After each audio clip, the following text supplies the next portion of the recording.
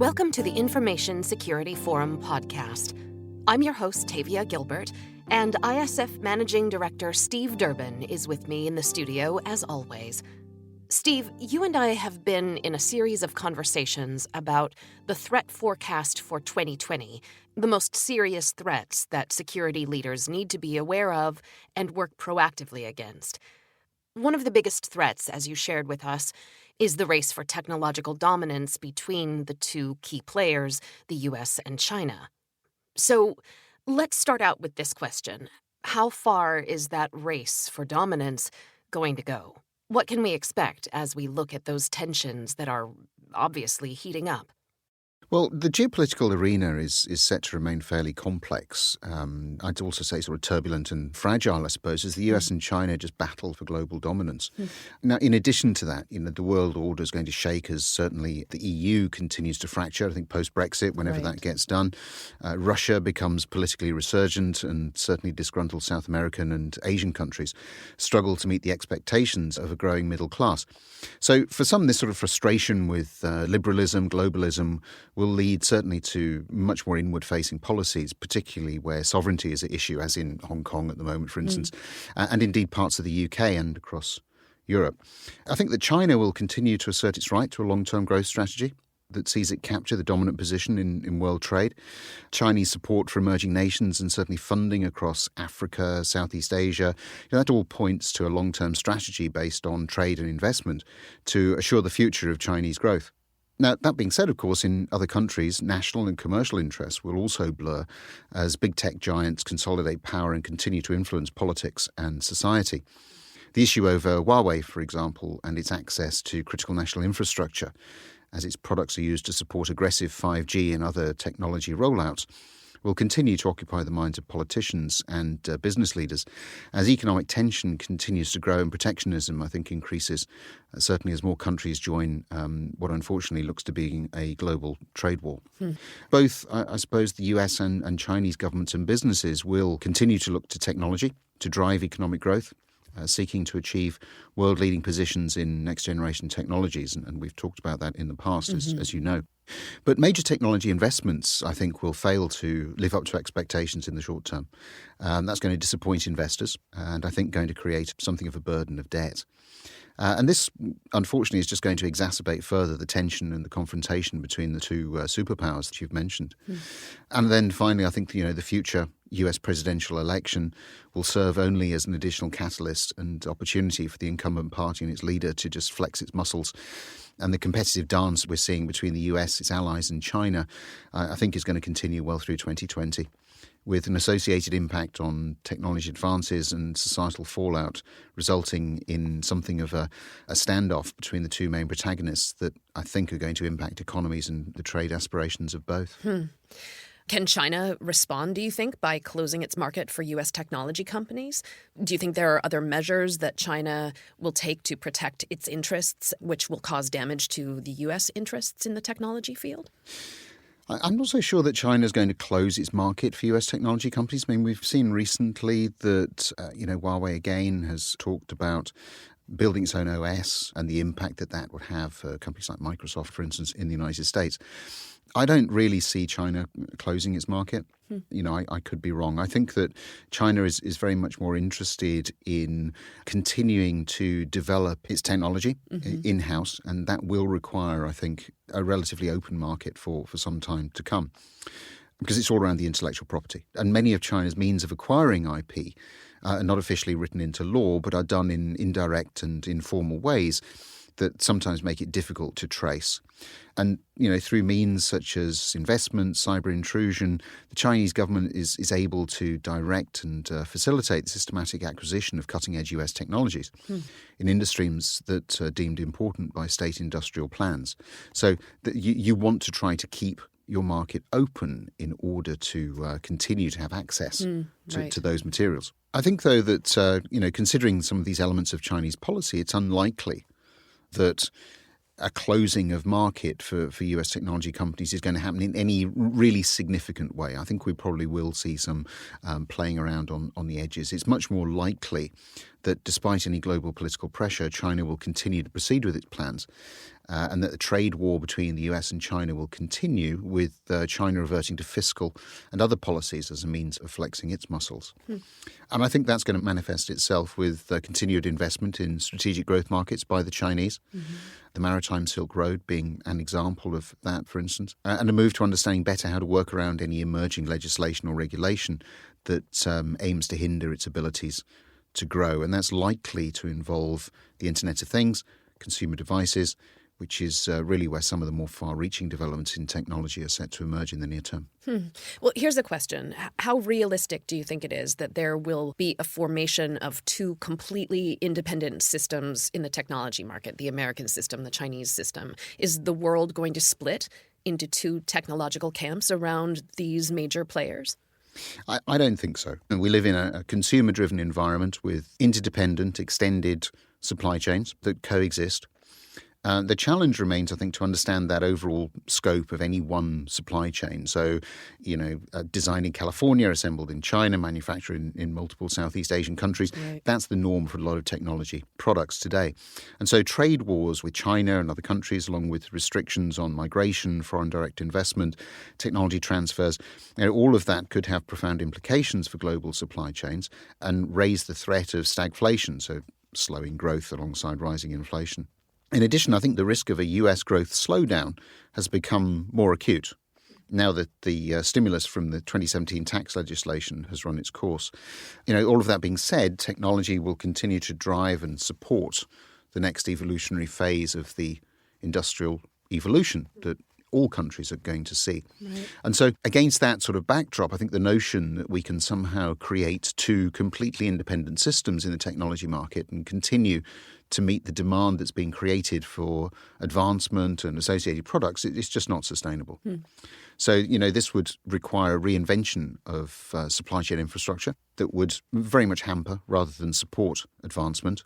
And that would be certainly to the detriment of the US in particular. So all of this at a time when financial market volatility continues to increase and the headwinds facing the global economy intensify. If you look at forecasts, for instance, on the rate of global growth, it certainly appears to have peaked. So the latest International Monetary Fund forecasts point to a gradual slowdown over the next few years.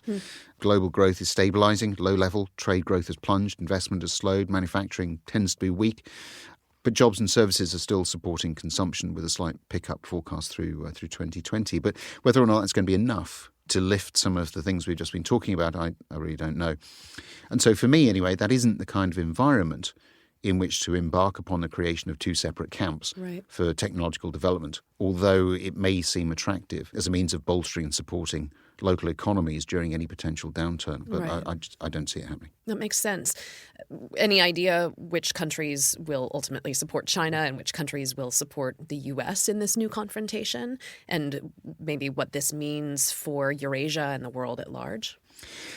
Well, I think that, forecasting political alliances is much more art than science, particularly in a global economy where interrelationships around trade have become increasingly blurred. The recent and indeed ongoing issue of 5G equipment is a case study, and the associated responses to the US ban on Huawei instructive, if only to underline the fickle and somewhat complex nature of international diplomacy, territorial protectionism and the vagaries of economic policy.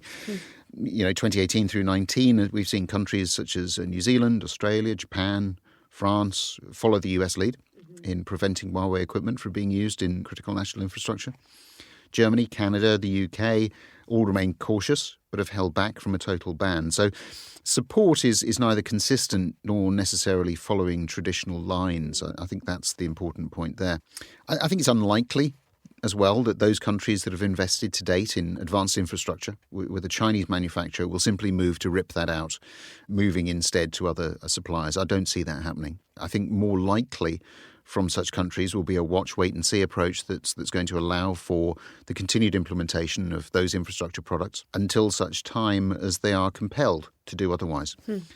If we look at the rollouts taking place across Africa, South America, Asia, that's not going to happen anytime soon, if ever. And so the global implications of a continuing confrontation between the US and China are problematic. with an associated impact on global trade, frankly, at a time when economic downturn, the shadow of recession, is overhanging many economies. And I think that, it's not to say that a recession is being expected, certainly not in 2020. I think it does really shine something of a spotlight on the fragility of the global economy. And I think that's what's going to drive some of the ways in which, countries react to the requirement to support either one or the other. Mm-hmm. Can you describe the basic scenarios that you see for how the race for technological dominance may unfold in 2020?